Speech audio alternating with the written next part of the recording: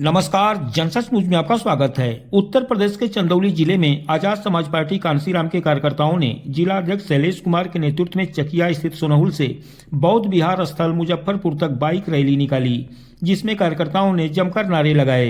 Rally के बाद मुजफ्फरपुर में बहुजन भाईचारा सम्मेलन का आयोजन किया गया, जिसमें जिलाध्यक्ष ने कार्यकर्ताओं को संबोधित करते हुए बाबा साहब डॉक्टर भीमराव अम्बेडकर के द्वारा बताए गए रास्ते पर चलने का आह्वान किया। हम लोग लड़ते हैं कि बाबा साहब अम्बेडकर का संविधान खतरे में है।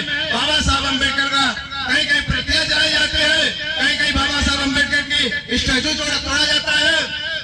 इस देश में जुल्म अत्याचार लगातार बढ़ते जा रहे हैं, लेकिन आपको हमने बहुत नारे लगाए, बहुत धरना प्रदर्शन किया गया, लेकिन क्या धरना प्रदर्शन करके हमें आंदोलन करके इस देश में नियम नहीं बदल सकते हैं, इस देश का संविधान नहीं बच सकता है। इस देश के संविधान को बचाने के लिए हमें विधानसभा और सदन में जाना पड़ेगा, क्योंकि इसी विधानसभा और सदन में जब लोग बैठे होते हैं, जब आपके विधायक आपने पहले से ही विधायक और सांसद जिता करके भेजा एससी और ओबीसी का और माइनॉरिटी का, एसटी का, लेकिन आपने 2 अप्रैल 2018 में देखा कि पहली बार इस देश में भारत बंद हुआ था।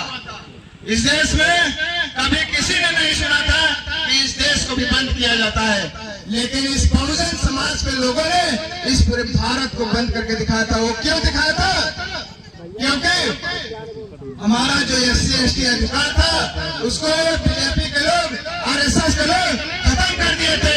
उस अधिकार को हम लोग पाने के लिए हम लोग सड़कों पर उतर के हम लोगों ने इस भारत बंद करके अपनी ताकत का अंदाजा दिखाया कि हम अभी जिंदा हैं, अभी बाबा साहब अम्बेडकर के अधिकार को, उनके संविधान को नहीं खत्म होने देंगे।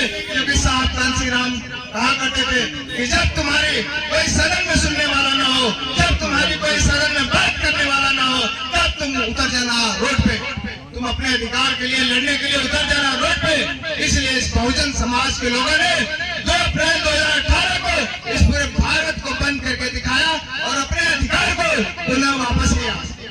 तो मैं ये कहना चाहूंगा कि ये अधिकार आखिर खत्म होते क्यों है? ये संविधान आए दिन बदला क्यों जाता है?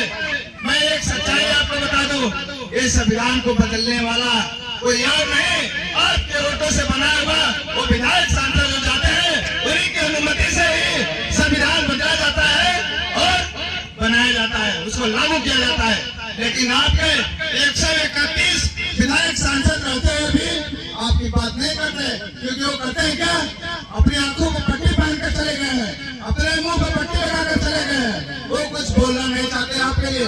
आप मरो, आप कट जाओ, आप मिट जाओ, आपकी बहन बेटियों के साथ कुछ हो जाए, आपकी हत्या हो जाए, लेकिन ये विधायक सांसद बोलने वाले नहीं है, क्योंकि उनको अपने आपके वोटों से प्यार है, आपकी जान से कोई प्यार नहीं है। तो इसीलिए आपको आपके बीच में आपके अपने भाई, आपके अपने बेटे को अब चुनाव में जिताकर भेजना होगा, क्योंकि जो आपके बाबा साहब अम्बेडकर के सपनों का भारत बनाना चाहता है, आपके नेता, आपके इस देश के बहुजन समाज की लड़ाई लड़ने वाले केवल एक सांसद एडवोकेट चंद्रशेखर आजाद, जो तमाम पार्टियां कहती हैं कि हम बाबा साहब अम्बेडकर के आंदोलन को चलाते हैं, हम बाबा साहब अम्बेडकर के संविधान की सुरक्षा करते हैं, लेकिन यही बाबा साहब अम्बेडकर की सुरक्षा करने के लिए जब एडवोकेट चंद्रशेखर आजाद मैदान में गए, यही सारी पार्टियां उनके खिलाफ चुनाव लड़ रही थी नगीना में।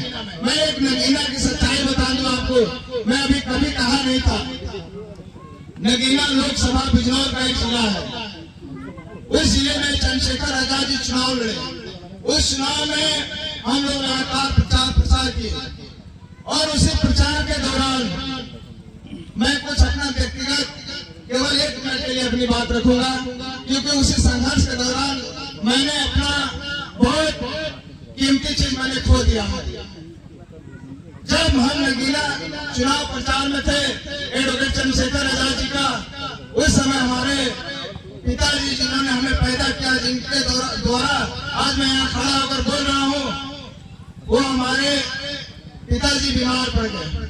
लेकिन फिर भी मैं इस बहुजन समाज के आंदोलन को आगे बढ़ाने के लिए, मैं इस बहुजन समाज के आंदोलन को बढ़ाने के लिए आगे मैं उसमें लग गया। बाबा साहब अम्बेडकर के सपनों को पूरा करने के लिए मैं लग गया। मैं चंद्रशेखर आजाद के भाई के सपनों को पूरा करने के लिए लग गया। मैं इसलिए लग गया क्या चंद्रशेखर भाई आजाद समाज पार्टी जिंदाबाद। फिर में आर्मी आई है।